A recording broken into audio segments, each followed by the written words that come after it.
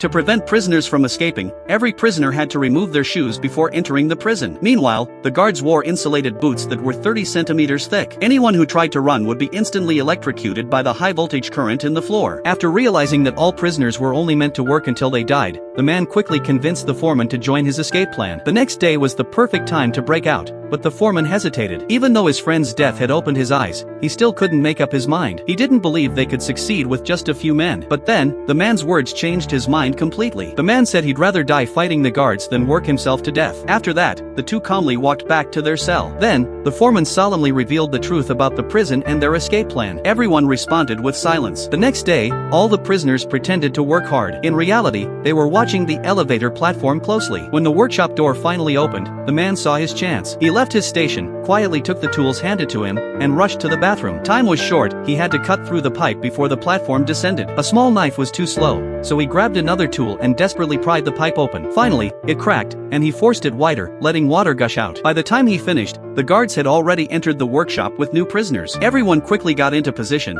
hiding weapons they could use to attack. When water from the bathroom spilled into the room, the man signaled two others to start a fight and distract the guards. At the same time, as the elevator platform lowered halfway, the man hiding beneath it used a wrench to stop the machine. One new prisoner reacted fast. He grabbed a stun baton and struck a guard. But the next second, a guard above shot him dead. As chaos erupted, the foreman gave the signal to charge. At his command, everyone hurled their tools at the guards. Even though many prisoners were quickly gunned down, 2 guns weren't enough to stop the riot. The guards frantically called for backup to activate the electric floor. Meanwhile, the foreman ordered everyone to climb onto the workbenches. But then, the electricity in the floor shut off. The man's flooding plan had worked. With their last threat gone, the prisoners rushed the platform, grabbing weapons and killing every guard in their way. The man and the foreman fought their way to the prison's control room. Once they shut down the power, the entire prison became powerless. All the inmates burst out of their cells, armed themselves, and ran for the exit. But when they reached it, they realized the prison was built in the middle of the ocean. Still, the sea couldn't crush their will for freedom. With a shout, the prisoners leaped into the water. As the man wondered why the foreman wasn't moving, the foreman admitted he couldn't swim. Before the man could react, other prisoners pulled him into the sea. This was a brutal escape, and some were left behind, waiting to die.